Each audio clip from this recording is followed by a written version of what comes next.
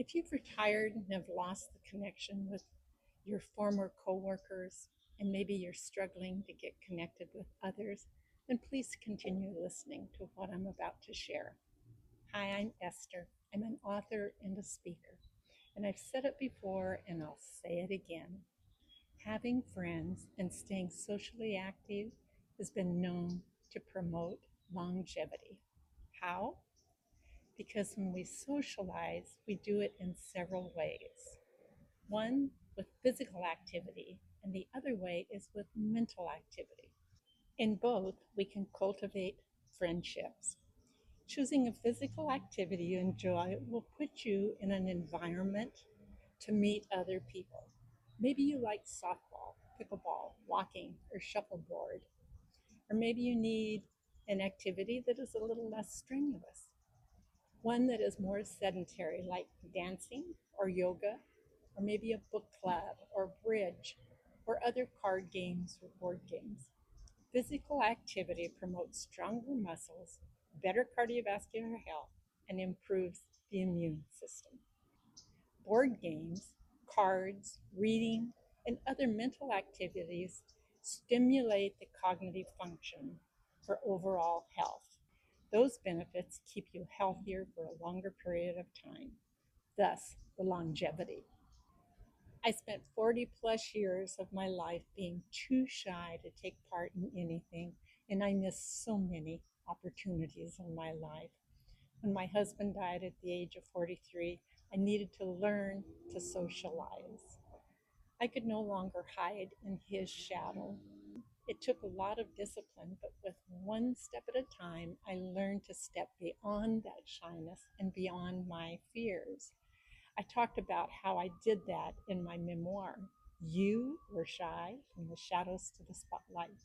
Now, when I mention my shyness to people, that's the response I get. They always say, "You were shy." So that became the title of my book. If you're interested in reading my story, it's available on Amazon. The catalyst to get me over that hump and the technique I still use today will work for you too. So if you recently retired and have lost that connection with coworkers and wonder how to meet new people, try to find an activity you enjoy and be brave. Take the hardest step of all, that first step out the door. Don't go just one time and stay back and observe. You have to let yourself be seen. So participate. Some activities might promote immediate connections. Others might take 2 or 3 times of attending. But again, don't stand in the shadows where no one notices you. What if I'm shy and have trouble talking with people that I don't know, you might ask? I get it. That was me for many years. I have a tried and true suggestion that worked for me. I still use it every time I'm in a socially awkward situation. When you're introduced to someone and then comes that awkward silence, do this. Start asking questions about them. Where do or did you work? How do you know so and so? Ask any appropriate question that might fit with the surroundings that you're in. People love to talk about themselves. And if you ask questions, the conversation will continue. But don't just ask questions, listen to their answers and learn things about them too. Maybe you can share your own stories that fit within that conversation. My husband and I often joke because he can get carried away talking about something that really interests him. So his son once said, "Dad, you don't have conversations, you take hostages." So be careful of that. It's a give and take conversation. Don't be a hostage taker. Some of you might say, "I just want peace and quiet with my spouse in my retirement years. I don't need a lot of other people in my life." I can understand that.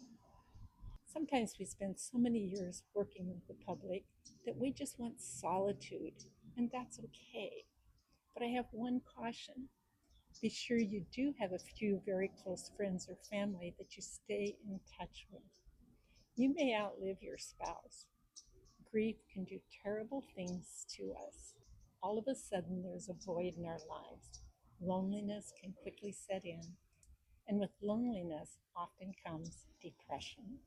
I will soon be recording a video about guilt, grief, and loneliness. I've been there, done that. Signs to watch for and recognize if you're slipping into that situation. I experienced those symptoms after the death of my husband. So stay tuned to see that video when it comes out. Comment below if you have other suggestions on how to meet friends. Scroll through my playlist, Golden Years Wisdom, and watch other videos about navigating life in our golden years. You may find some that prove to be helpful to you or encouraging to you. Hit the subscribe button below to follow along.